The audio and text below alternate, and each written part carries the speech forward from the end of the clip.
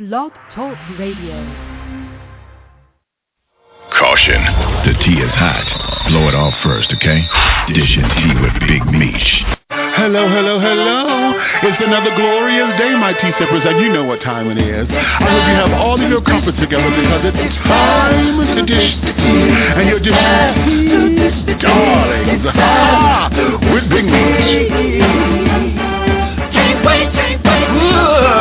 Time to dish tea with Big Meech. Time to dish tea with Big Meech. Time to dish tea with Big Meech. Time to dish tea with Big Meech. Darling.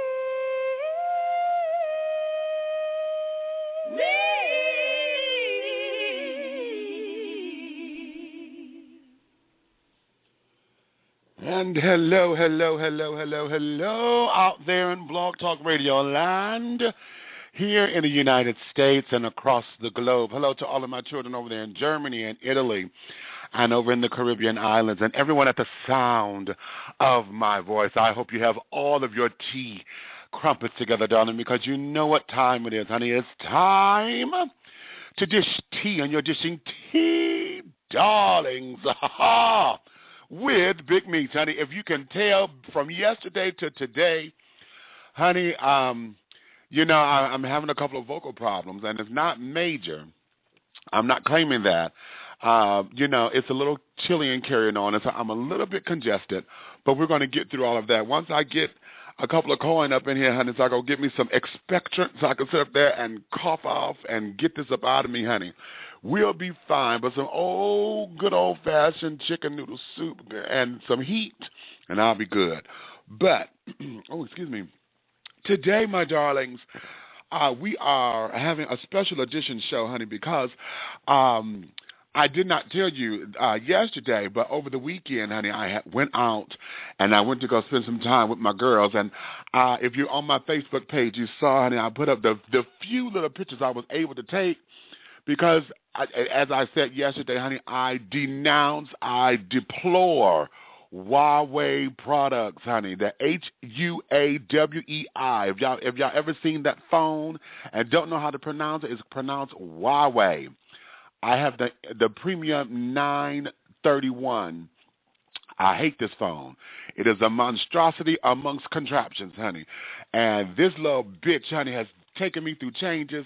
And I had the phone, and of course, I had left my house with it was newly charged, a 100% fully charged battery. By the time I got to the event, because I'm on the trains, y'all know I don't drive at the moment. I'm on the trains, and I got to the place, child, it was half full. By the time I got through taking pictures, the damn phone went out, and that was within an hour and 15 minutes time, and no battery is supposed to die like that.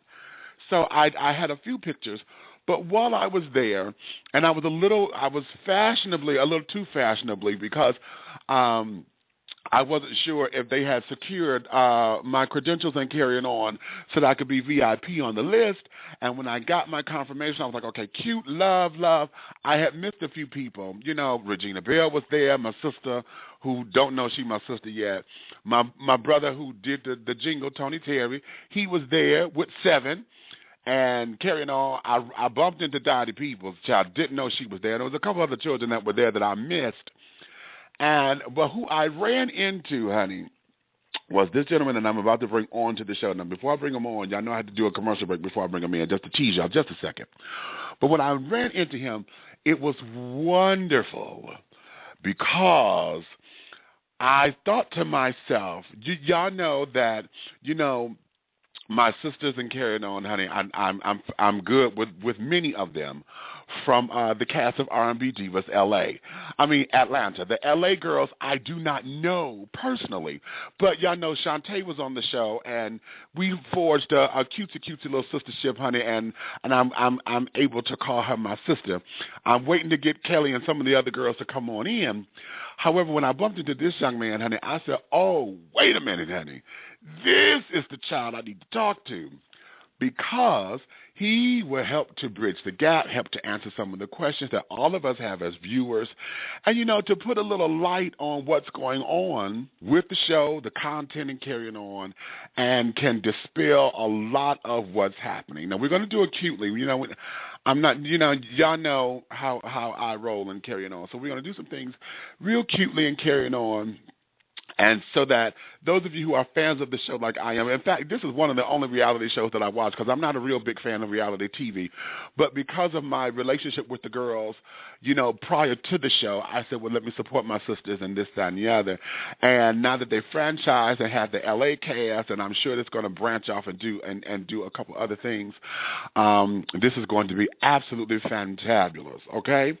So my guest today is going to delve off into that, and I'll introduce him in a minute. I'm waiting on this.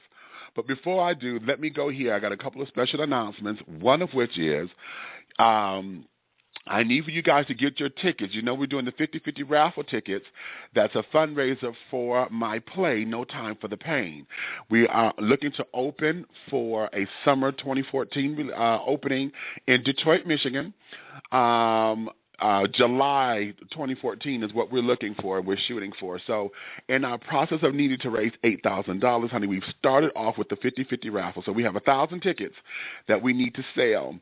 And so at $1 a piece, honey, so $1 could win you 500. That's what we're doing. So now, if you're in Detroit or if you're in Atlanta and can get tangible tickets, that's fine because you can contact us there. If you're not in Detroit or not in Atlanta and want to get tickets, we can do a virtual ticket. That's right, I said it. You buy your tickets, you go online, go to www.dishingtea.com. Let me know how many tickets you want, honey. Put your name, address, and phone number all in the payment area because you're going to do it through PayPal. I would then let you know what your numbers are for the tickets, child, and we will put you in the pot. Yes, we will. Okay? So, do that, honey. Go to www.dishingtea.com for more information on how you can become a participant and a supporter for the 50/50 raffle to support a brand new play called No Time for the Pain. And the log line is, family ties are shattered and destroyed when fraternal twins Danielle and Eric confront one another on the issues of betrayal, infidelity, and HIV. Enough said. Okay, that there is the play. Okay, so www.dishingtea.com for more information on how you can be a supporter, either with the raffle tickets. We do have a GoFundMe project up, so either way or both. If your heart is inclined to do both, that's fine too. I would really, really, really appreciate. Words will not tell you. There are no words to say my gratitude and my appreciation for your support. Okay. So that's thing number one. Thing number two is this weekend, if you're in Detroit, at 7700 Puritan Avenue at the Maggie Lee Community Center, there will be a wonderful community Christmas party that is going on there for the community center so that you guys can get acclimated to it. Miss Maggie is doing a wonderful presentation. There's going to be vendors and carrying on from Pharaoh's Treasure Box is going to be there, along with many other vendors. We have entertainment. There's going to be a wonderful interpretive reading of 'Twas the Night Before Christmas, honey. Aha! It's going to be absolutely fantabulous, honey. So I want you guys to make sure that you're there. I believe the event starts at 7 o'clock, I believe. But for more information, call 248-688-5178. 248-688-5178 for more information on the Christmas Jamboree that's going on there in Detroit, Michigan at Maggie Lee's Community Center, 7700 Puritan Avenue, right there on the corner of Turner or right there. Okay? So there is that. And the third special announcement will be Big Boy Pride is going on in Orlando, Florida. So for those of you who are a man of size, same gender loving, and those of you who appreciate the man of size, this is the event for you. April 3rd through the 7th is when things are going to happen in Orlando, Florida at the Parliament House. So go to www.bigboypride.com for all of your registration information needs, okay? Registration now is $115 for the registration. Be prepared when you go there that you have enough money because you have to secure a 1 day for your room reservation. So it's $115 plus your room and then the applicable taxes. So make sure you have that ready so that you can get your purple card in the mail and it'll be all lovely and smooches and this, that, and the third. So make sure you do, okay? So www.bigboypride.com for all of that. I'm not going to tell you if I'm coming or not because, like, y'all hear me say this constantly. The last 3 years I said I was going and I paid for it. I got my plane ticket and shit, and I couldn't get there because of my health. I was in the hospital, had surgeries, had most surgeries, and this, that, and the other, and we couldn't do it. So this time, if I don't say anything, whether or not I'm coming, yay or nay, perhaps I would get there this time. We will see in April, now won't we? So having said all that there, my darlings, is that. Let me take a commercial break real quick, and when we come back, we will then talk to the EP, honey. This is the executive producer of R&B Divas, honey. I call this show The Makings of a Diva with the one and only Mr. Phil Thornton. So when we come back, the next voice you will hear along with mine will be his, okay? So let me take 2 and 2, make my sponsors happy, and we will get this thing rolling right along.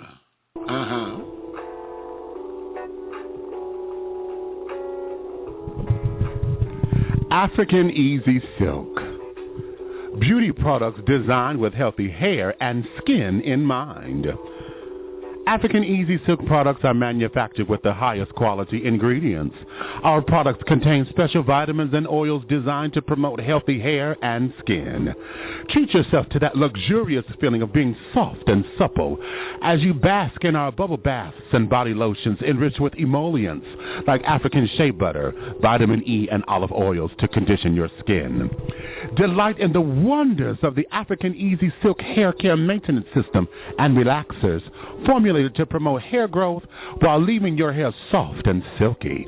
To get your supply of African Easy Silk beauty products, contact Mr. Harvey at 313-571-6144. That's 313-571-6144. Or go to the website at www.aezsilk.com. That's www.aezsilk.com. African Easy Silk beauty products. Products designed with healthy hair and skin in mind.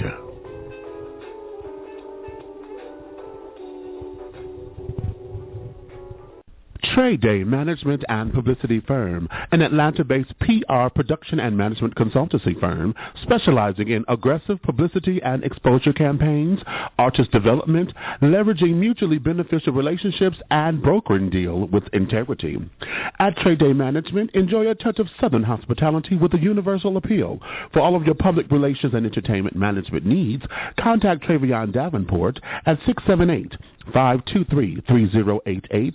That's 678-523-3088, or email at tradedaypr@gmail.com. That's Tradeday, TREADAYPR@gmail.com. Trade Day Management and Publicity Firm.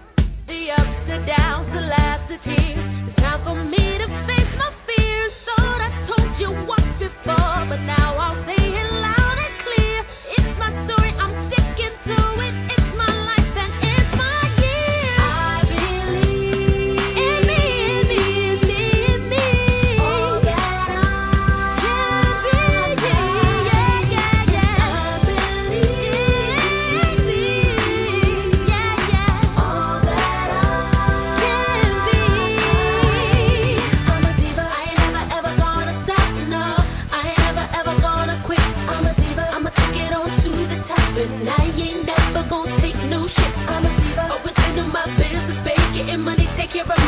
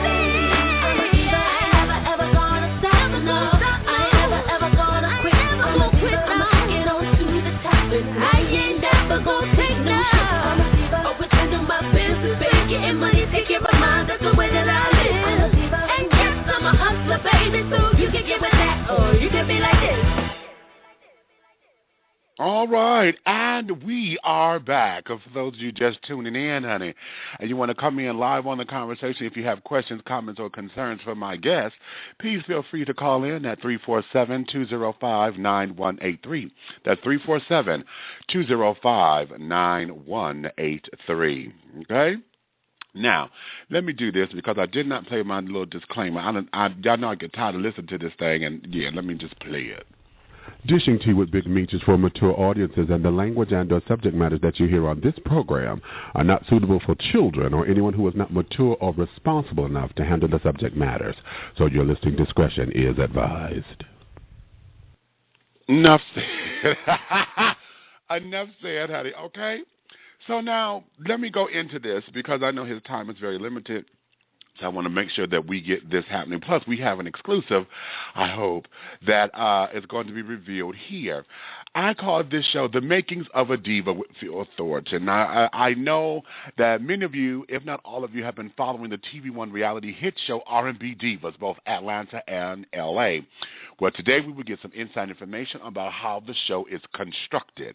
Our guest today will be the one and only Mr. Phil Thornton, the executive producer of R&B Divas, and we will find out what it means to be, quote, a diva, how the divas are chosen, what is drama versus what is real, and why certain cast members are no longer with the show. So, without any further ado, honey, we're going to go up in here and get some information, find out about the new cast members that's going to join the L.A. cast, and all of that right here with the one and only Mr. Phil Thornton. Hello there, my darling. How are you? Hey, hello, Big Meech. How you doing?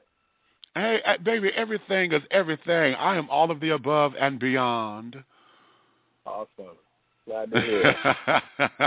So thank you. First of all, thank you for having me on the show. I really appreciate it. You know, it's great seeing you over the weekend at Angie's birthday party. So, again, thank you for having me. Oh, well, thank you. You know, one of the things that that sparked this for me right away is the fact that being on the production end of everything, a lot of people, you know, fans and people who are not familiar with how things are put together, all they know is what is being presented. We done been through cuts, we done been through edits, we done been through this, and we have a finished product that the people see on television. So now, you know, what happens, what for me is that having you here is an opportunity to, you know, fill in some of the gaps that we can feel without necessarily destroying the integrity of the show, and, you know, allow the audience to understand a couple of things, you know, about how television and things work, because, you know, let's just put it out here, you know, two of the biggest names from the show, the L.A. cast and the Atlanta cast, you know, being Nikki Gilbert and Kelly Price. The public are just ready to, if they see them on site, honey, it's like scratch these bitches' eyeballs out, pull out their weave or whatever, you know. Oh, no. And we have that kind of sentiment. It's been in all the blogs. I've been trying to defend some characters, you know, character assassinations and carrying on based upon whatever, you know. So that's what the audience knows, and we all know, being in the entertainment industry, the public is everything. You know, once they form an opinion, honey, that's it. They run with it. You know, that's why tabloid magazines are popular and this, that, and the other. So having you as the person who was behind the scenes, who put everything together, you know, you could green light or red light, whatever. This would be a little interesting for the folks to, you know, to have at it and to say, oh, okay, I get it now. Oh, I get it. Oh, I didn't get that. You know, that kind of thing. So, but before we get off into R&B Divas, let's let everybody know who Phil Thornton is. You know, your experience, how you come into this, and what gives you the clout to say, I can put this show together. Wow, well, that's a loaded question. I love it so much. Well, let me I'll try to answer best I can. I mean, I've been doing television since about 2006, and I also did two films recently. But this is my fifth show for the TVOne network. The show I did before that was Lisa Ray's series, The Real McCoy, which was a successful show for the network. And unfortunately, we didn't come back for a third season for Lisa Ray's show, and it was an opening, and, you know, for a new show at TVOne. And I've been telling the network, man, we should really get, you know, a female ensemble show. And obviously you have, Bravo has been very successful with their Real Housewives franchise, VH1 with Basketball Wives and Mob Wives and, Hollywood Exes and so forth. But I said TVOne should have their own signature show that, kind of is a contrast to what some of the other networks are doing. So we were going through a series of meetings with different people, trying to figure out what combination. Again, trying to be organic to people that are really friends and not really casting. And then Faith Evans, who I was actually working with at the time, who's a good friend, and we've been friends for years, had told me about this project that she was developing with Nikki Gilbert. And I was really intrigued. I loved the concept. And I said, Faith, she was initially going with another production company, and things didn't quite pan out on that end. So she came back to me and said, hey, can you help? I said, absolutely. I love it. Love the project. Love Faith. And I brought in my friends over at Think Factory Media to help me kind of run the day-to-day and just kind of, really produce this project and bring it to reality. And we took it around to a few networks, and ultimately TVOne was the best fit. They understood the vision and what we were trying to accomplish with this show. So it's been a great ride, and I'm excited about Season 3 of Atlanta and Season 2 of Los Angeles, both premiering in the spring.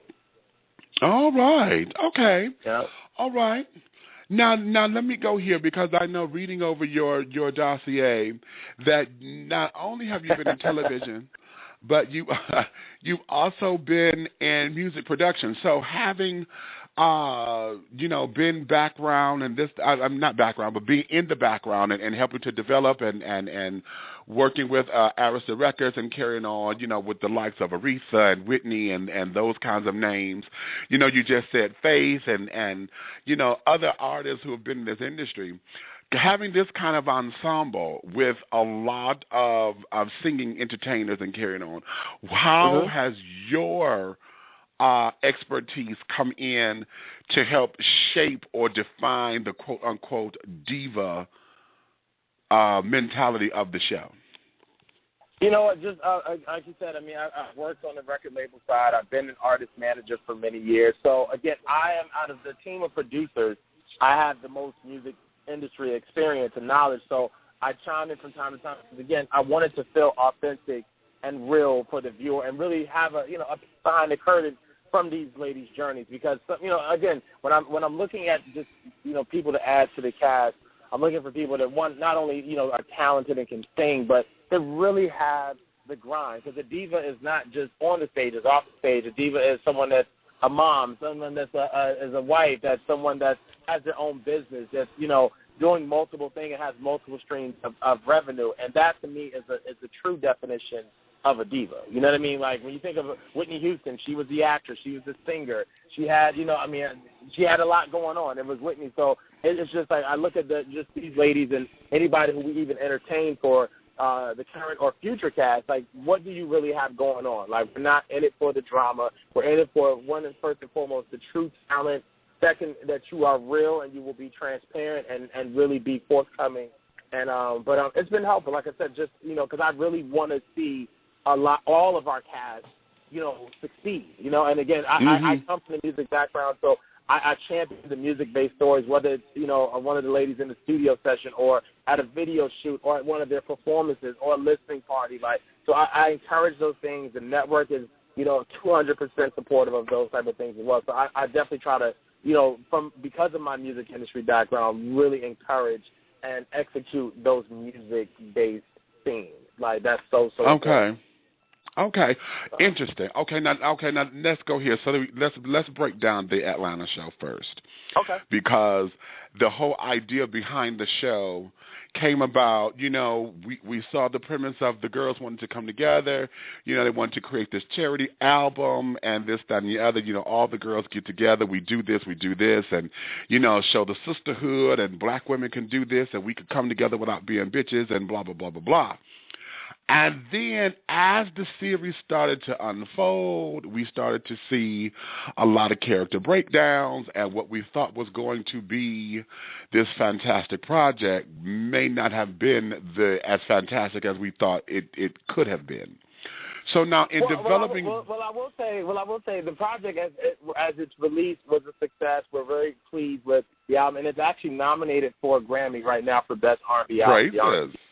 Yeah, so excited. But on that level, it was just, successful, and people, embraced it, and God willing, we will walk out with that Grammy. But yeah, the album, R&B Divas album, is actually nominated for a Grammy. Oh, well, that's cute. That's cute. I did not know that it was nominated. Yeah. Because like I said, these are my girls. Most of them have been here on the show, so I call them friends to the show. Selena is my sister. Out of all of them, she's been here the most. Nikki and I went to high school together. So, and then, Faith came on. When I met Faith and carried on, she done became my sister very, very, very quickly because she's just sister soul, Yeah. And then Kiki was just on here just recently, honey, and that girl, yeah, we need to talk. I done told her that girl to lay hands, okay, because she's crazy. I love her, okay. Kiki is a sweetheart, man. A lot of people. She is a joy. She's crazy. She's silly crazy. So talented. But again, the Atlanta cast, like you said, I mean, mentioned some of the amazing. It's Kiki Wyatt, Selena Johnson, Monifa. Of course, the incomparable Angie Stone. Love Angie. And then we have two new faces to the Atlanta cast, Latavia Robertson from Destiny's Child and Camila Williams, a.k.a. Mila, who's the lead singer of 702, who I'm very, very excited about, these two new additions to the Atlanta cast. So I'm really, really excited about that. Okay, now, in breaking this down, we from season 1, season 2 was very explosive of this Atlanta cast. Very, very, very explosive. Was it explosive? I didn't notice. I didn't notice that. Phil, you know what? Don't you make me jump through this phone talking about something you didn't know. Phil, don't you make me jump through this phone. Wow, don't you make me jump through this phone and talk about it was not explosive. I'm going to have to go back and watch. I didn't know. But we had, you know what? In life, there are challenging moments. We all are guilty of that. And just, sometimes some people have their moments in front of America. So to me, it's just that we're all human.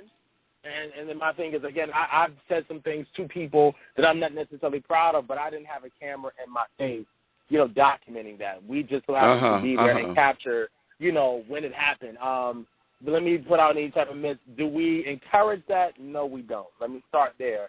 As production, as the network, on behalf, we don't encourage that. If anything, we discourage that because, again, the show that I sold, I personally, the individual who went to the network and basically who had a track record, and convinced the network that this is the show that they needed.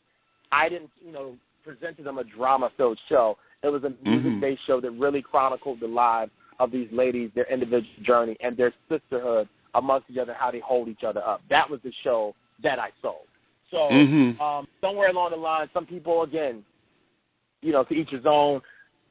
But we as production don't encourage that. We don't support it. We don't condone it. And a lot of stuff that did happen, there was more drama, believe it or not, that we opted not to use because, again, it would really turn the show into something that was not the initial vision. So there was more drama that it was a collective decision with the production and the network to not use some of the other, I would say, even more dramatic things. Honey, listen, as an actor myself and someone who I don't edit, but I know a good edit, okay, because I'm a very critical eye when it comes to stuff like that. Looking at that and then being in production and being in television and things, very limited. I know the behind the scenes. I've done a couple of talk shows and carrying on and some things that I got edited out, honey. And I'm sitting up there waiting. I was like, I'm finna get ready to sock it. Here come my part. And then I found out they edited me out so quickly. I was like, bitch, wait a minute, where I go? They edited me out just as cute. It was on the Rolanda show. I would never forget that child. But it was, I think I may have embarrassed her because there was a question that I asked that she couldn't answer, so they edited that part out. So having said all that, knowing, what is being shown, like I said in the intro, this was the finished project that we saw. The stuff that's on that cutting room floor, if I could have been a fly on the wall, honey, if I could twitch my nose, if I could snap my finger and put it right here so I could see everything, I would love that. However, having said that, what is being seen to the public is how America starts to shape and form their opinions about the show itself, about these particular people. Oh, I can't do this. Oh, I can't stand her. Oh, she's just such a bitch here. How come she ain't understanding this? How come she's not understanding that? As the EP of the show, as this started to unfold, and as the blogs and stuff has started to take shape, because there was during right after the end of season 1, you know, Nikki became the villain, and then during season 2, it was like, oust this girl, honey, she need not be here. Somebody need to kick her off the show. The Twitter blew up, Facebook blew up. Okay, about that. How is it that you're able to keep the solidarity of the show and yet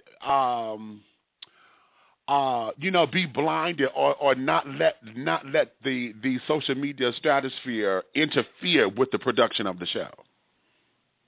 We just have to we continue to stay true to our goal of making a great show. I mean, of course, I'm guilty. Every week as the show airs, I'm online, I'm tweeting, I'm on Facebook. I see the people's feedback.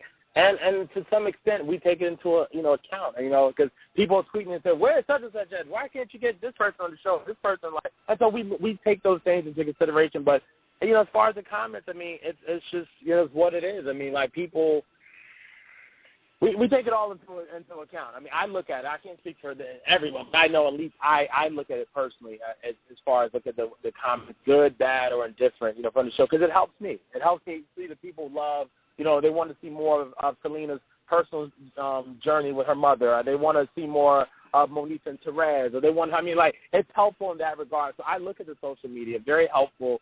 And also, it helps us thinking forward as far as if we're in the place to add more divas in future seasons. Like, I've gotten a lot of requests for this diva or that diva, and I respond back to everybody that tweets. I tell them like, hey, we would love to. We're looking at this person, or again, we try to keep it as under wraps as we can until we make an announcement. But again, it's helpful. I love the social media. I love the people have been very supportive. We've been trending on Twitter and Facebook. I mean, countless times, the show, the ladies individually. So I appreciate the support, and I love when people tweet me and continue to tweet me.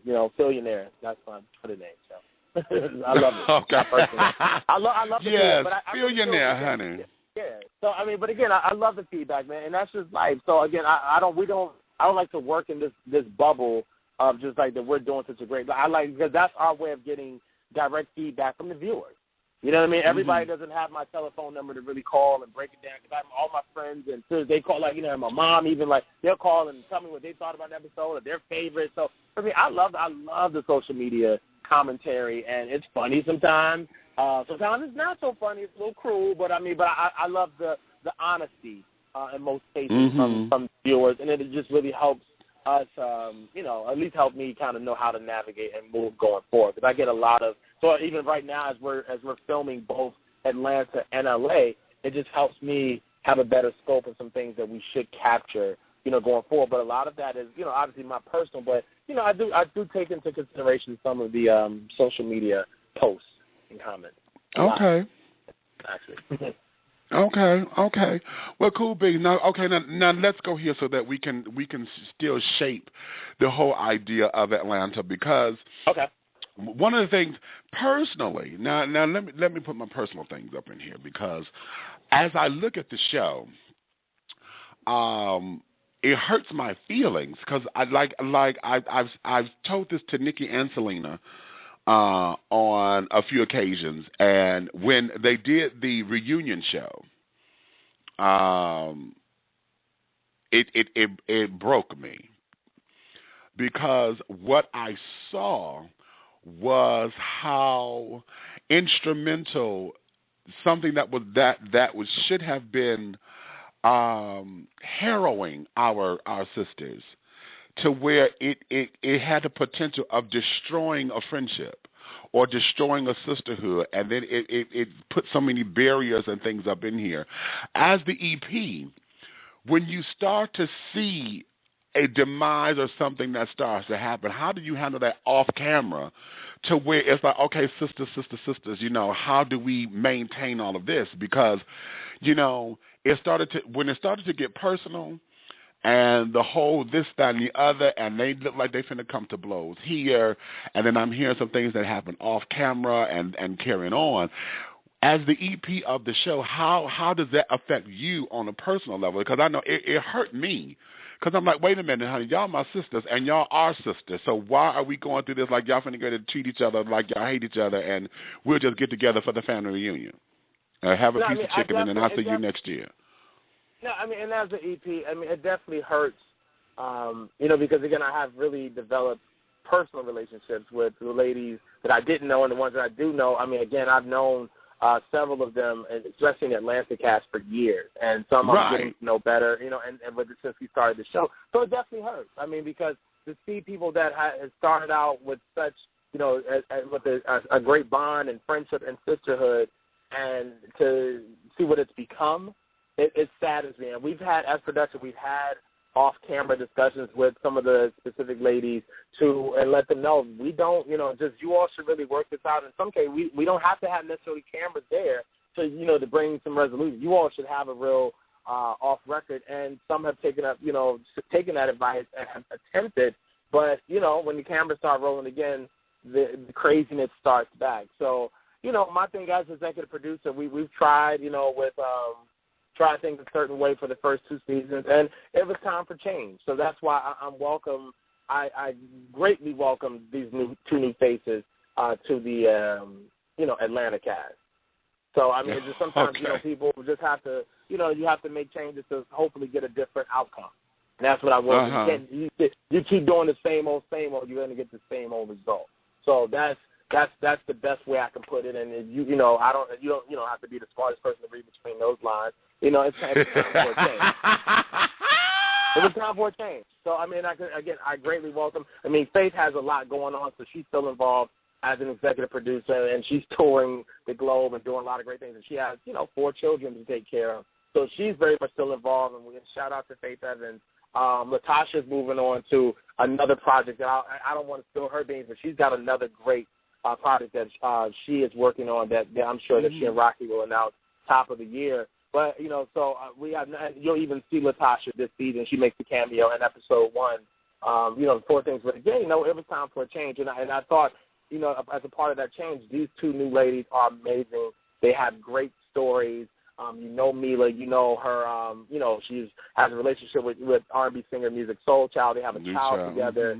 We'll dive more into that story, and it's a really heartfelt story. I mean, again, coming from being 1/4 of one of the biggest original Destiny's Child, one of the original members of the group, and again, that group is so massive, and just how her world has changed over the years, and just where is she now, what's happening, and she looks amazing for someone who just had a baby a few months ago. I mean, you saw her the other night. She looks amazing. Right. And she's got a great story, and again, it's a lot of great things that you're going to see from both of these new ladies to the cast in this new season. And I'm sure you would say, you know what, great move, great call. I'm glad we're able to just be on this journey with them. So it was time for a change. Okay. Now, let me stay here with the Atlanta cast for just a second, because I have to go back to this reunion show, because you please, because you're going to have to share some light on this for me. Whatever you can, because it pained me when they kept talking about the quote-unquote the wizard, because they couldn't say names. They were contracted. They couldn't say names. Please, what the fuck was all that about? Please. Oh, the wizard. You know what? We're off to see the wizard, the wonderful Wizard of Oz.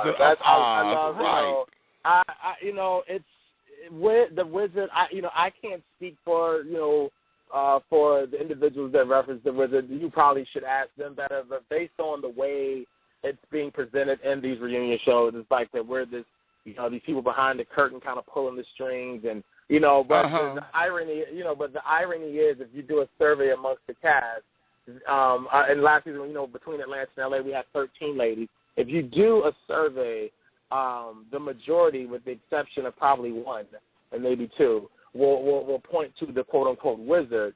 But ironically, if I'm an executive producer, just me, and I really feel strong that I don't need to do something, then I'm not going to do it.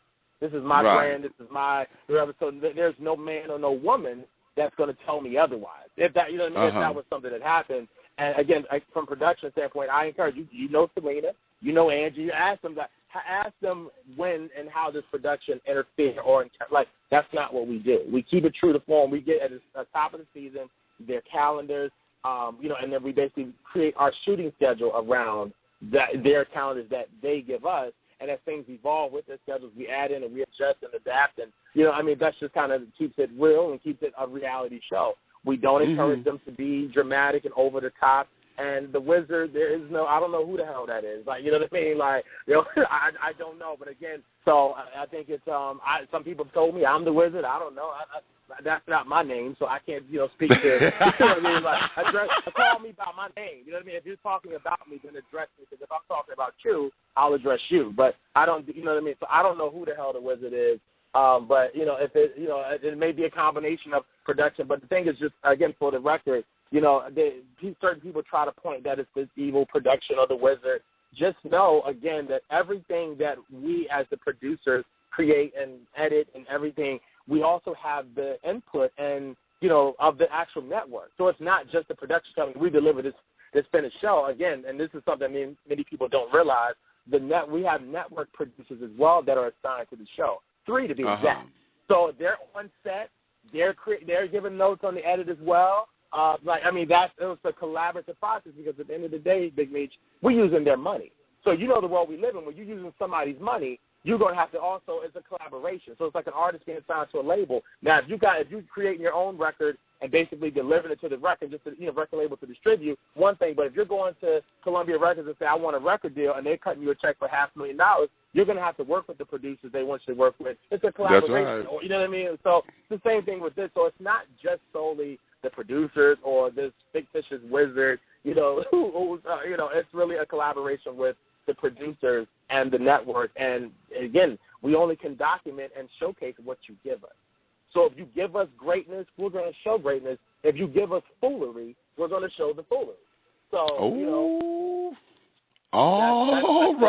that's I don't know, you know what I mean? Like, that's the reality. So people always want to talk about there's no way we can manipulate you getting up acting a fool or put words in your mouth. That's not what this is. That's right. I can't speak to other shows and other producers and their method, but I have raw footage to speak to the way we produce. So if anybody else can produce otherwise, then I say then do that. But as far as what we don't encourage, again, the foolery, that's not because it's supposed to be a brand builder. If you look at the show, everybody, you look at the Atlanta cast, Selena's doing great things, Monifa's doing great things, Faith is doing, everybody, it's, you just kind of really got to take a step back. And again, if there's one common denominator, then it's self-explanatory. Okay. Because everybody else, so you really have to take, and that's why, the viewers are not stupid. You can't, if everybody, is doing great things and touring and doing shows and in the studio, and you got one person constantly stirring the pot from the perspective of the viewer, then, we're all adults. We can make our own decisions on what that is. But, again, we as production and or the network don't encourage it. And we actually, off camera, will have, real dialogue to discourage people, like just remind them, like, hey, this is your brand, don't do this. And, some people listen, some people don't. Well, okay. Now let me go here so that we can understand how this comes together, because a lot of people, I had to tell folks about when the Atlanta cast for the first season, I had to tell folks, I said, no, honey, I know these girls know this is real, honey, because I've been around them. I know what that face mean. I know what that face mean, honey. So, no. This is real, versus because a lot of people think that a lot of reality shows are quote unquote scripted, No. So what happens on a shoot? Because now so that I'm fair, it is a little too fabricated to where the edit just we just happen to be talking about, oh girl, okay, let's go get our hair and nails done. And this, that. That always seems to be the whole little setup. We go on shopping, and then it becomes, we here, and then all of a sudden we just come into, I got this project, let's work on, it seems like it's fabricated, or it seems like it's an improv, like In acting, we call it improv. You got a scene, and then you go for it. I mean, it's really basically true to form. I stress it. Like I said, we get the input, like every artist, every lady in the cast, them and their manager give us the outline of their schedule for the next 3 to 4 months, and which is the time we're shooting. And we take that calendar, that schedule, and we plan our. So if you say, okay, I got a show at BB King's, I got a show with Nokia, and if I got a session with Babyface or whatever, like we just basically work in tandem with your people so we can basically be a fly on the wall. Now, do we like, and again, keep in mind, a lot of our ladies are really friends, unlike other shows. They really do they are over each other's house. They are going to grab drinks. They are going to grab coffee. They are going, that's all. They are working out together. That's really real. So, again, I'll get a call maybe today from one of the girls saying, hey, I'm going to go, such and such pack, I'm going to go work out tomorrow. And we're like, oh, we need to capture that. So it's not, it really is pretty true to form. I mean, just the reality of it, even like the project first season, that was something that Faith really wanted to do. Right. Because, we were all there that last night at Kelly Price's Grammy celebration where we saw Whitney, Monifa was there, Kiki was there, Nikki was there. We were all there, and, I got to, interface and meet and greet and see Whitney one last time, and days later she passed. So Faith had always wanted to do, like, this kind of all-female record because last time that it really happened was Waiting to Exhale, if you recall. Right. So it hasn't really been an all-female kind of compilation soundtrack. And so Faith was like, I really have been wanting to do this. She even spoke to Whitney about it. So that was something, again, that was real.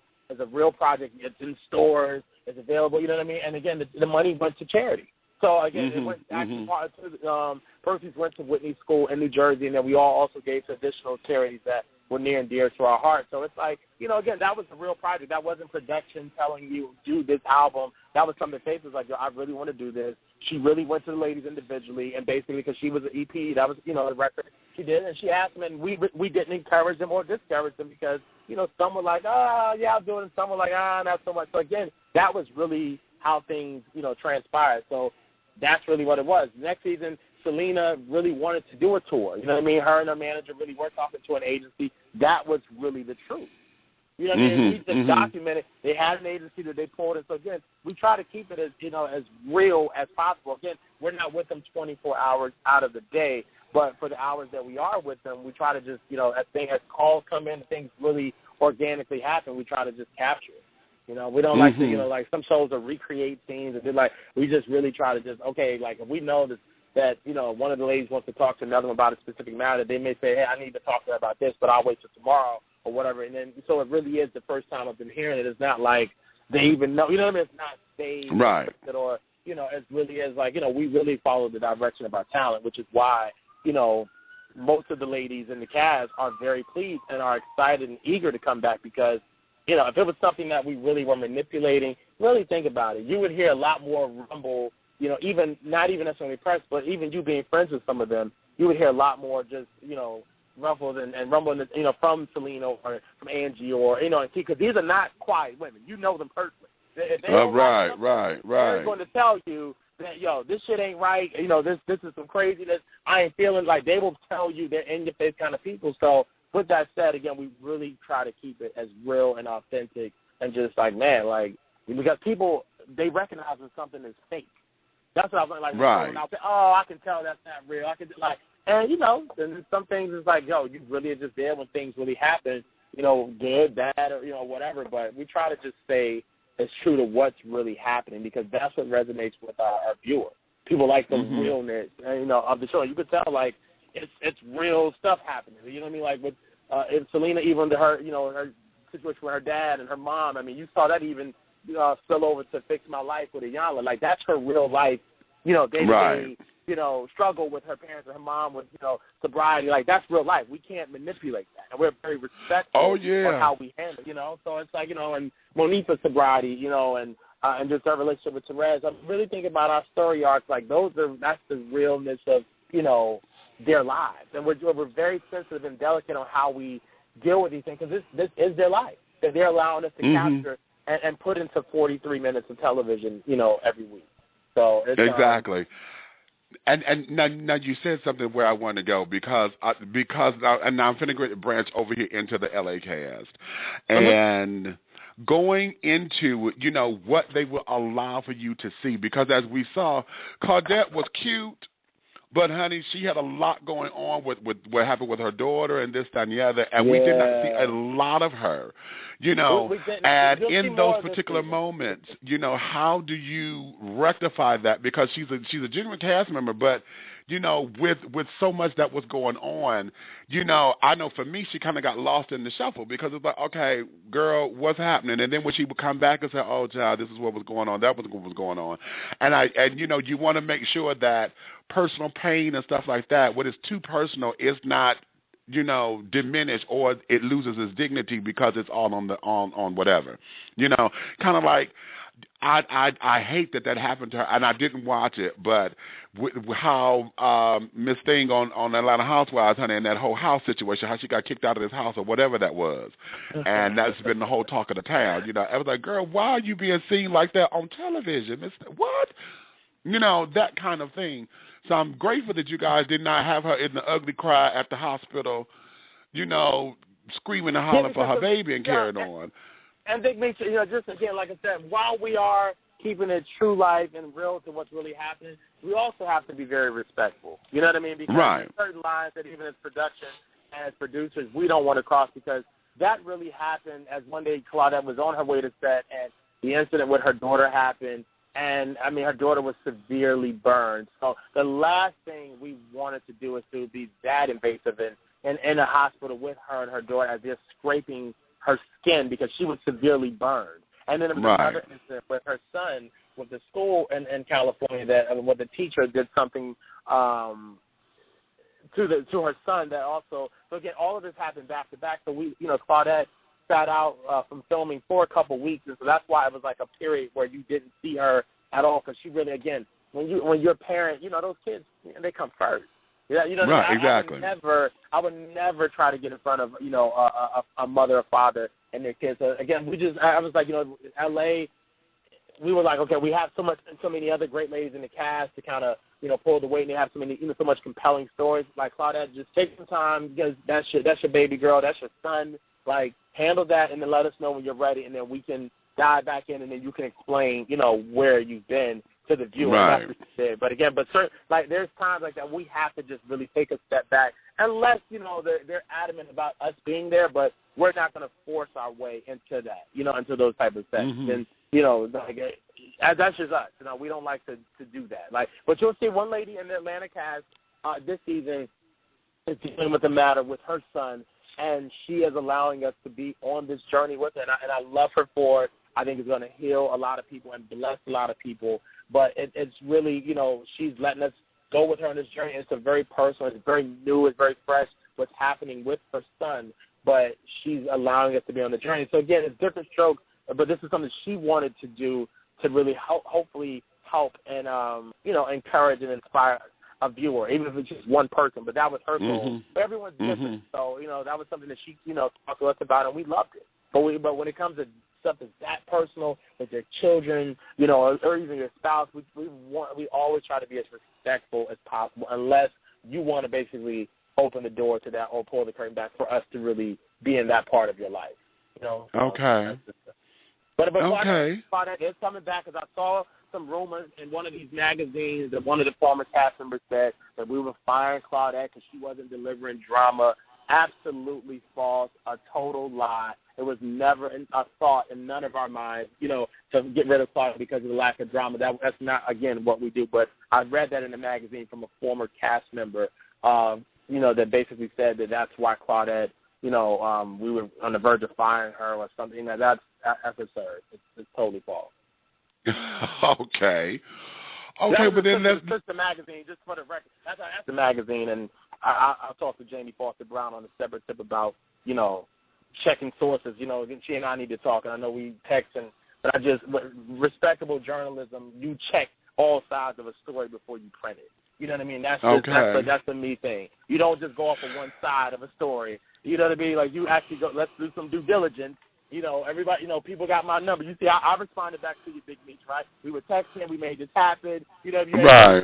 So, yeah, but again, so my number's been the same the last 12 years. So, you know, I wish somebody would have called me before they ran an article, especially with a lot of lies, because that's what it was. So I saw that I was a little disturbed.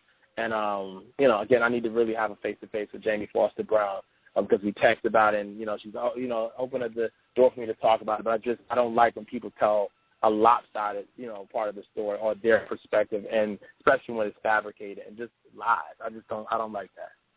Mm-hmm. Now, you know, okay, let me, I have to jump here because if I don't want to. Do you think that the former cast members and you, those who may have been, who feel jilted, or those who may feel as though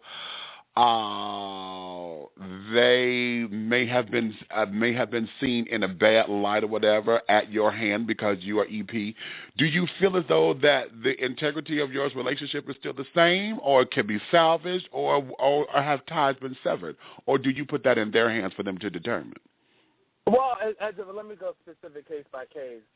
Don Robinson, who's no longer in our LA cast, nothing but love. I've seen Don a couple times since we wrapped shooting. All good, you know, love her to death. Kelly Price as well. Kelly Price has been a friend of mine for many years. I had nothing but love, respect, admiration. I just actually did a deal on the E1 side because, you know, that's my other hat. I'm an executive at E1 for Kelly Price's new album that'll be in stores in 2014. So she and I, that's still my girl. I love her sweet potato pies.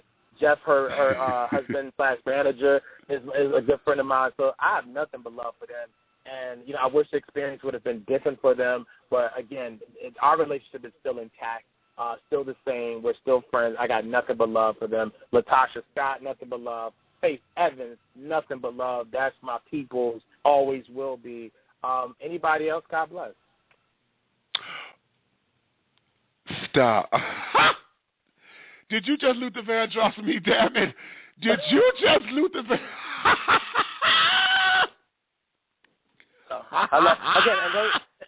You know, I'm just being, you want me to be on, but again, I'm answering the question. Like, I have nothing but love for all four of those women that are no longer on camera involved. But again, I'm still having some type of dotted line. Like I said, I just saw Latasha, and just was with Rocky when I was in Atlanta last week. I mean, like, again, these are real friendships. Again, I just spoke with Faith via text a week ago about when we talked about the whole Grammy.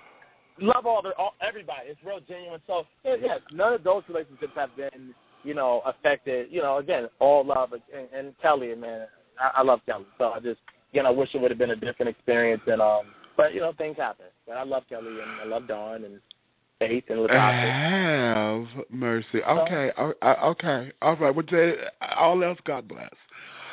Okay. That was such a Luther Vandross. And I genuinely mean that. I really don't mean that. I really mean I wish the rest the best. So there's nothing to sever. I mean, nothing to work out. It's a thing of the past in my world. Okay. Okay. All right. Well, we'll leave it there in the past. Now, let me go. I'm still staying with Atlanta cast. Oh, my God. That is so rich. I didn't talk to you off camera. I mean, yeah. Anywho, because I'm nosy like that.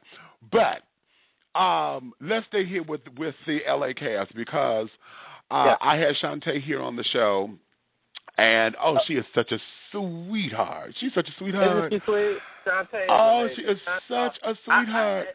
I love her. I mean, it's so hard because I love them all, and I don't love anyone more. You know, it's hard because it's like, you know, someone with kids. Like, they all, I love them equally. And Shantae, when I tell you, a blessing. She's a pleasure to work with. She's honest. She's forthcoming. She's amazing. I mean, you got Shantae Moore, Little Mo, Michelet, and as we mentioned before, Claudette in the LA cast. And we just added R&B, one of my favorite singers in R&B right now, and she's also nominated for a Grammy. Seth Michelle is also a part of our LA cast, and Leela James. So I'm so happy to add these two new faces to the cast. Leela has a new single out, duet with Anthony Hamilton. It's an incredible song. Yes, and I've been waiting on that. Yeah, because I call them the male and female version of one another. Child, I've been waiting on that. Anywho. So it adds a different flavor to our LA. So you got Chrisette. Chrisette, you know, that Couple of Forever is one of my favorite songs this year. And shout out to Chrisette on your Grammy nomination in the Best R&B Album. Ironically, she's going up against the R&B Divas compilation album in her category. So I love it. Okay. So, but I'm so excited for these new additions to the cast, and they, again, great, compelling stories, music already in the marketplace, and like Leela's got a new album on the way coming out through Sony in the spring. Like, so again, these are people that are viable, got great things going on. They're touring, they're promoting their records, and they have businesses, and Cassette is starting on her new records that you'll see kind of on the show. So again, just really trying to just add a different flavor, man, and just to the show. And I think these are stories. I feel like America and the world, for that matter, will fall in love with them. I really, really am excited about Chrisette Michele and Leela James, new additions to R&B Divas LA cast. Well, yes, I would love to see that. Michelle A, honey, she was a cute little cut up. Oh, she's hilarious. Michelle A that's my baby right there. She is, when I tell you, she will have you literally in stitches from laughing so hard. Oh, she's darling, so funny. I cannot wait to meet her face to face, because just from the show itself, honey, I was like, oh, this girl here is too much. She is a card, and I love the dynamic. So has she returned? Is she coming back? Yes, no, Michelle is back. All four return again. Shantae Moore is back. Little Mo is back. Claudette is back, and Michelle are back. And so, like I said, Michelle and then Chrisette and Leela have joined them. Okay. Yeah. But fantastic. Her story and Michelle's story for this season. She's preparing new music, which is great, by the way. And also, we touched on last season her battle with suicide and just different things, and touched on that during the Diva logs. But we go a step further and this season with Michelle. So some things that she will reveal that I think it's going to be insightful, and I think it's going to bless a lot of people. That's our big thing with just the show. All of these ladies, no matter how many hit records and how many, Grammy or whatever awards they've won, it's like they still have real life issues, and obstacles, as we all do. And so we're really trying to just, dive into some of those areas. Again, being respectful, but really that it can help that person, in Atlanta, Georgia, or Chicago, whatever, because people deal with the same issues. It's still the same obstacles. So if you kind of say, oh, a little Mo's dealing with that, or Michelle's dealing with that, like, it's okay, and just kind of, it kind of may help you get through whatever storm you're going through. Exactly. So and that's like, so you'll see a lot more of the personal journey to some of these ladies, and and here's some great music. That's where we're going. We're getting back to the music. So in every episode, you're going to hear music one way or another, whether it's in a performance setting, whether it's in the studio, whether it's a music video shoot, a listening party. We're incorporating music heavily in every episode. That is our goal. I'm excited. And like I said, it's just so much music, and that's what the show's about. It's R&B divas. You know what I mean? Exactly. So, and there's some great divas that we got in both the LA and Atlanta cast, and I am truly, truly, truly excited. So. All right. Now let me go here to this reunion show, because see, can I put my bid in? Can I put my bid in? I want to put my, because see, that should have been my gig. Joe Claire just didn't hit it for me. Well, what about Wendy? How did Wendy Williams do for you in LA? Wendy is Wendy, okay? Wendy is Wendy, and I knew what to expect from her. I knew what to expect, and I don't think that everybody else. She was just Wendy, okay? And I guess because our culture has accepted her to be her, which is unique and that's beautiful. For me, she was just Wendy, and it was kind of tabloidish for me, and that's just me being honest. It was a little tabloidish, and I, for me, because these are my sisters, I want to take that and take it a step up. I'm gonna tell you what was sickening was when they did the tag team and y'all brought in Shirley Ralph, honey, on season 2 reunion. Yeah, that tag team off. That I thought that was absolutely fantabulous, number one. But number two, that should have been my gig. Okay, I'm telling y'all now. I told that to Nikki. I said, girl, that should have been my gig, because I don't think that Joe connected with the girls. He's a cute little face, got a little body on him, okay, for whatever attraction that is. I like big boys, so whatever. But I don't think that he had the connection to the show. There was something about him that was inauthentic for me, and his transitions wasn't smooth. And I'm like, okay, you just here because you got a gig and you a comedian, and it wasn't your timing was for me. That's just for me. I'm only speaking for me. But how does that all work? Who, for reunion shows and carrying on, how does that all work? When you guys say, okay, let's come together, it was sad that we couldn't get these children to come. Dawn didn't come to to LA's reunion. We couldn't get Faith because she was off and around her projects and things. So, whenever all of them couldn't come together to be completely reunited, it was a little sad for that. But at the same time, I'm looking at the connections that were made there, whatever. So I'm like, oh, but I'm putting my bid in, honey. I need that should have been my gig, and I want one of them, honey. I don't care. Okay, duly noted. I will take it back to the team. Take it back to the team, man. That's Big Meech. I will take this back to the team. It's the reunion shows, definitely exciting. We're doing reunions for both Atlanta and Los Angeles for this season, so I'm excited. We may have another. Hopefully, the network will be so excited about what they're seeing that they may, add more episodes, because I want more episodes. That's just me personally. I want more episodes. I think it goes so quick when it's the 8 episodes and people are just starting to dive in. So hopefully, TVOne, if you're out here listening, give us some more episodes. We want some more. So, I think... Well, you know what? Yeah, because it seems like they come in for like some kind of spring or summer season, as a filler, like that filler season or whatever. And it gives you just enough for a tease, and then after that we have to wait a year before everything comes back, or however that works in TV land or whatever. And it's cute, and it gets us there, and this, that, and the other. But, yeah, I would have to say the same thing, because it seems like everything becomes rushed in 8 shows, because we jump from here. Looking at LA's cast, how all that transpired so quickly, from the idea of the Diva logs or whatever to where, hell, it's like, okay, wait a minute, we're about to get ready to go for show, and how we get here so quickly. And we didn't have time to see a lot of that development. I would have loved to see more of the interaction between the director and carrying on, and how he was instrumental, how he got hired, when that, because that kind of pissed me off. I was like, wait a minute. Kelly was gone, honey. They got her telephone number. Didn't nobody call her, say this man is hired, or what?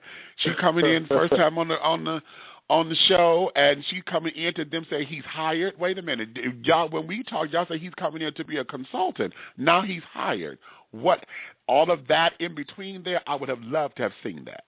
And and we would love this show. And we got limited time. At the time it was 8 episodes and 43 minutes of television. So it's hard, because you have so much, and you try to tell the stories as best as you possibly can. And it's a challenge sometimes, but we're aiming to get better moving forward. Like I said, and hopefully we can get some more episodes and we can really dive a little bit deeper to some of these stories. So that's my hope. All right.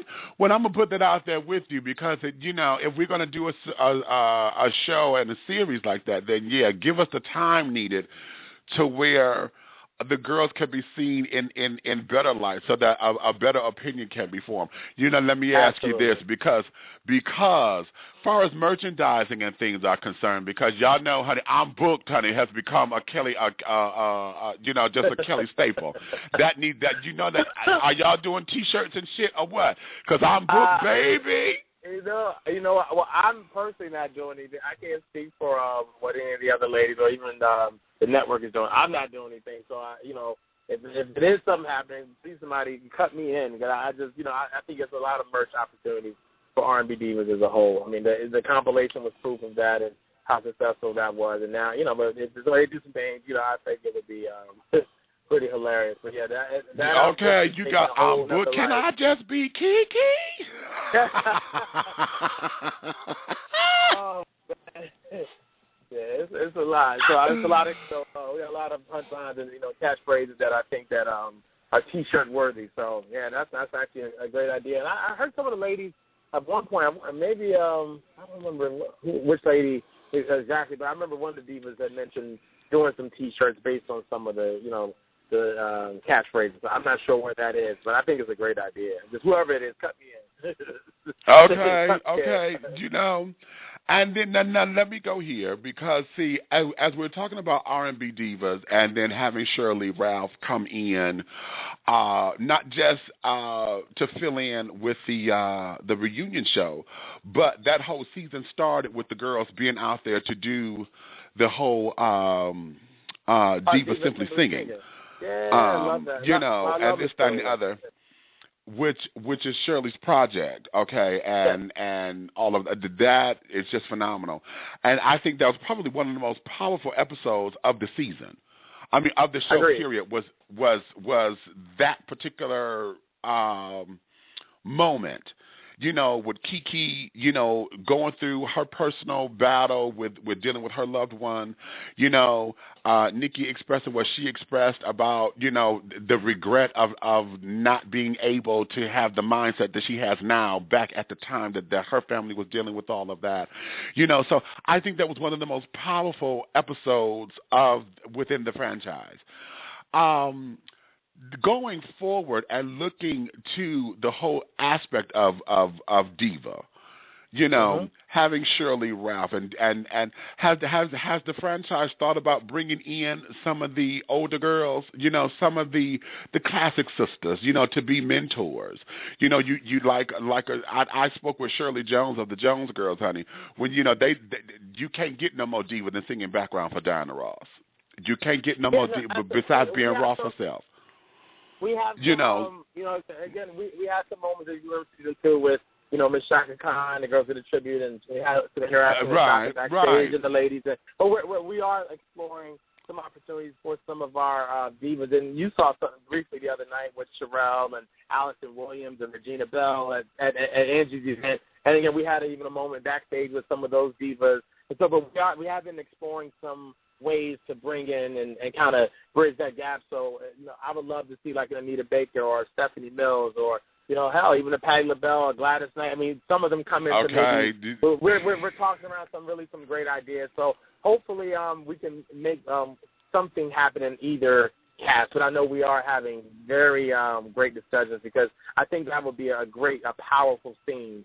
Just kind of mentoring and bridging the gap and giving some advice for some of these divas that may have been doing it for, maybe, 5-10 years. But when you're talking about someone who is the size of a Gladys Knight, who still looks amazing, sounds amazing, and just who has a new project coming out too. How about that? A new project, a new show, by the way, coming on OWN, premiering over the holidays that's produced by E1 as well. It's for her docu-series with Gladys Knight. So again, just imagine the knowledge that a Gladys could, some of our divas, or Patty, or Stephanie, or Miss Anita Baker, or whomever. You know what I mean? So right. A lot of insight just for being in the business for as long as they have and still remaining viable and relevant and just understanding long term. And that was a big reason as to why we added Angie Stone, because Angie's someone who has been doing this for longer than I've been on this earth. You know what I mean? She was signed to Sugar Hill Records before I was born. In '79, I wasn't born to the '80s, so I'm like, someone who's been doing it, and from that to years later to Vertical Hole, and then to her solo career, it's like really, it's like wow. I mean, Angie has really stood the test of time, and really, so that's why she was brought in, and just again, once she has an authentic relationship with the ladies, she's like a matriarch. She's like that auntie, really that and that's what her role is, and she's been amazing. And that's what, to answer your question, we definitely want to bring in some of the other divas, continue to highlight them, and that just the other night what you saw was just one of many ways how we plan to pay homage and just kind of bridge that gap. So because I saw Allison Williams after the show, and I said, Allison Williams, I don't mean that, but I remember you from a child. That's where we met. Exactly. Yeah, absolutely. I said, I was standing right there when you said that, right? I took it from my uncle. I took it because I still have it to this day, and that's a true story. I mean, at my house, I still have a lot of my cassettes, and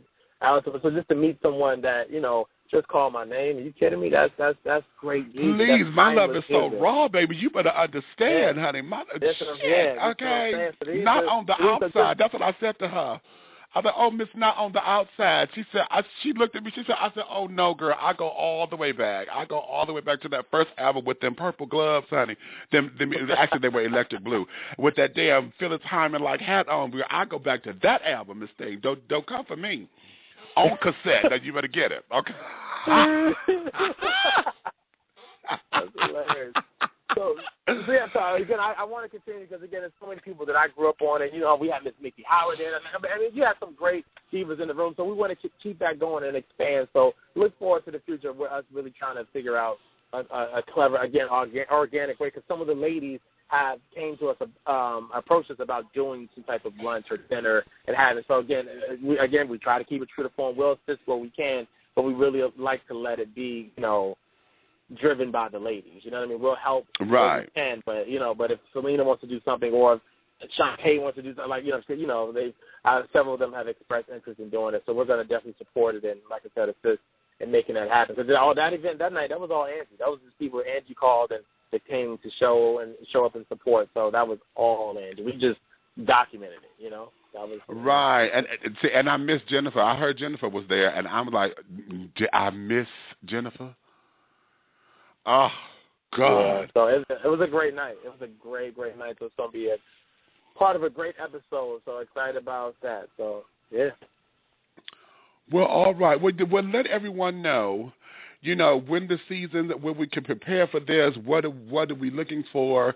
Let everybody know what is happening with the R&B Diva franchise and give them the social pages for those who are not following. Where can they find everything R&B Diva?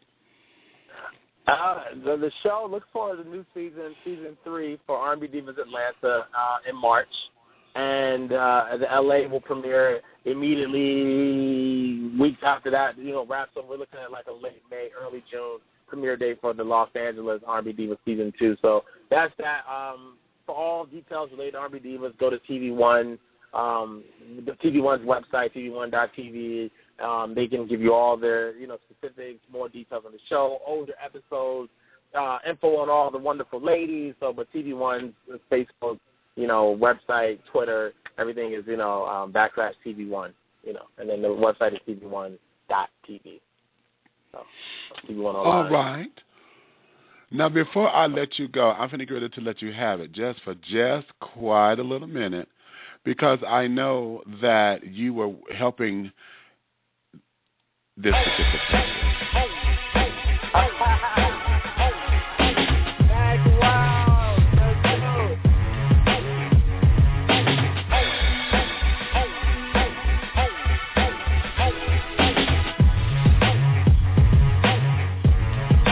Nothing too much, words that I live by. That's just how I do. I'm young right now, but I won't be forever. So I'ma live it up like that's true. You might wanna roll with me too, but I don't mean to brag, but I live a life that most can only dream about. Yeah. So baby, come be my dream girl. Pick up fantasy and let me work out. Yeah. Oh yeah. Tell me where you wanna go, what you wanna do. So we living it like we own it, own it, own it. Till I'm on top of the world. What I need is you. So we living it like we own it, own it, own it. Yeah, never too much. So just let the drinks flow. Later on you can come through, come through. You know you're the flyest. They should call you your highness. And call me king cause I'm that dude. All you gotta do is leave your crew. But I don't mean to brag, but I live a life that most can only dream about. Yeah. So baby, come be my dream girl. Pick up fantasy and let me work out. Yeah. Oh yeah. Tell me where you wanna go, what you wanna do. So we living it like we own it, own it, own it. Till I'm on top of the world. What I need is you. So we living it like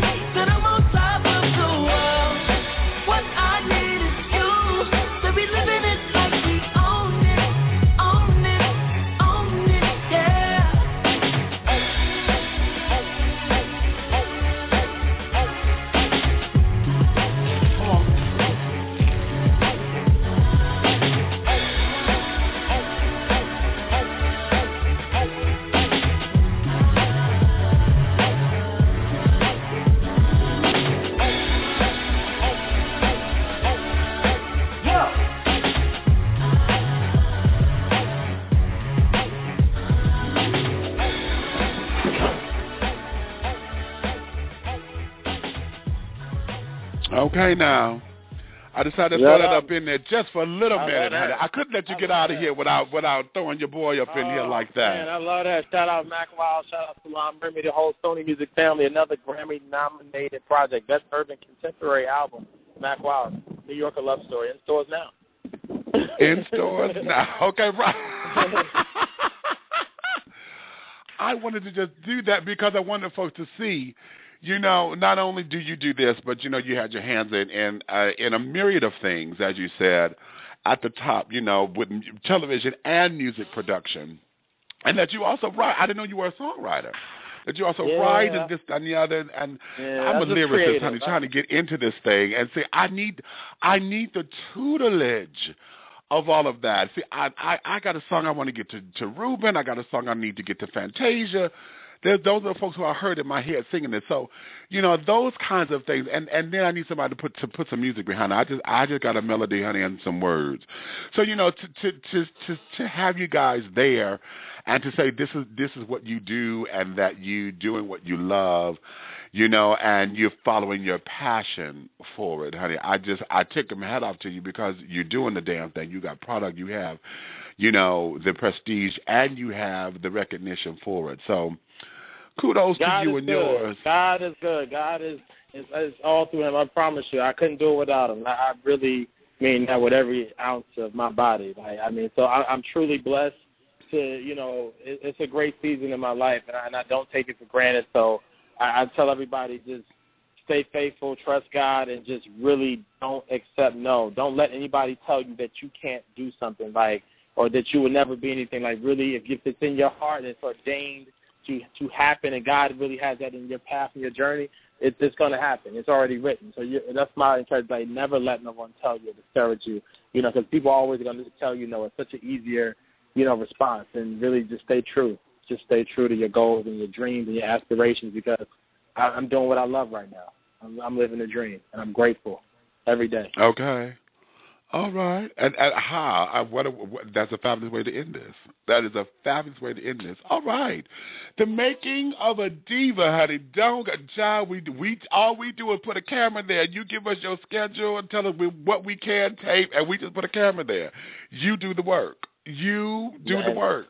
I love it. Thank you, Big Me. Thank you so much for having me. I'm available anytime, and release. Let me know. I'd love to come back on in the future, especially once we get closer to premiering, and, you know, both L.A. and Atlanta cast of R&B Divas. So, again, I'm here anytime. Thank you so much. Yes, let's put that together, because I need the cast on so that we can talk about those kinds of things and this, that, and the other. So, yes, because I was at the premiere with Celine and everybody for season 2. All of that when Selena and Angie and Latasha was at one place. I was there. I was there at that one. I didn't see. We didn't know each other there. Yeah, and I was in the building. Yeah, I was there. I was there for them with that and carried on. So, you know, I'm looking forward to all of that and to see what this season is going to unfold, because I'm a little excited about it, because I want to see where this is going to go. You know, I want. They won't tell me. See, the heifers won't tell me. They'll be like, no, you gotta. I said, girl, you know, it's great though. You gotta watch though. It's gonna be great. You will be pleased, and I think you will. You'll be very pleased on the outcome and some of the stories and some of these new additions. But it's gonna be great, and I'm excited. And I just thank everybody for the continued support and making this the show that we could actually say is going into its 3rd season. That's such a blessing. Season. Yes, it is. All right. Let me get you back to your day. I have your number. I will keep in contact with you, and we'll make some things. As a matter of fact, because I got an idea I'm going to throw your way anyway. But, so we'll talk, and we'll make this happen, baby. All right, Big Meech. I appreciate you. Thanks, everybody. Have a blessed holiday. Merry Christmas and all that, and we'll talk Merry Christmas. Happy New Year. Happy Kwanzaa as well, honey. We got the 7 principles, honey, coming up. And all of those things. So, yeah, do your thing, baby, and we will talk again real soon. All right. Thanks, Big Meech. All right. You're welcome. Bye-bye. Thank you. Bye-bye. Ladies and gentlemen, there was Phil Thornton, honey. You heard it, baby, right here. He said it out of his mouth, honey. He said, we don't create drama, honey. We don't do this. And, you know, it's not scripted. You know, the girls are really friends, and when they tell us their schedule, honey, this is what happens. The wizard is something made up, he says, child. Okay, so you heard all of that right here from his mouth. Okay, so if you have any other questions, comments, concerns about R&B Divas, let's take it to the stratosphere, honey. That's why I wanted to bring him on up in here, and so that we can get to the bottom of some of those things, honey, okay? And y'all heard me put my plug in, child. I need to host that reunion show. What you think? What you think? Should I? Let's start a campaign, honey. Put it up on Facebook. Start a campaign. Big Meats need to host that reunion show. How about that? I love it. Okay. So without any further ado, my darlings, honey, finish all of your crumpets, baby, because the tea has been dished. And you've been dishing tea, darlings, tea.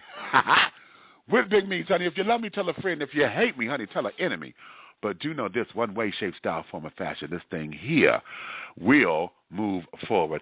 Next Wednesday is Christmas Day, honey. We will not be on the air because you guys will be sitting up there Christmasing and carrying on, and y'all won't be paying attention to me anyway, so there's no need for me to just do a show just to go into the archives directly. So next Wednesday we will not be on the air, but we will be here on New Year's Day.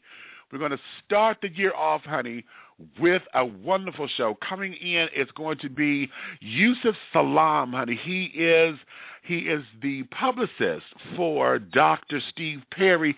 He's also the spokesperson for Test Our Kids. It is an educational platform, honey, to where we want to increase the literacy of our children. This is going to be absolutely phenomenal. And y'all know I like to start the year off with things that's going to empower us and that's going to take us into the season. And how beautiful is it that New Year's Day, which happens to be the last day of Kwanzaa, is on a Wednesday, and the last year of Kwanzaa, honey, is faith, honey. We're walking into the 2014 with the faith that we're going to accomplish those things, honey, that we're going to get through this very lovingly, very beautifully, okay? So having said all that, honey, I would join you guys again on New Year's Day, I do believe. I thought I was going to come in on that first day of Kwanzaa. We may still do that, so just check your listings for all that. We may come in on December 26th for the first day of Kwanzaa. I'm not for certain just yet, but if I do, check your listings, honey, and I will let you know. But for any event, honey, do know that we will be here on the last day of Kwanzaa, which is the first day of the new year, January 1st, 2014, we will be here. So having said all that, Merry Christmas, and we'll see you then, my darlings, okay? Ciao.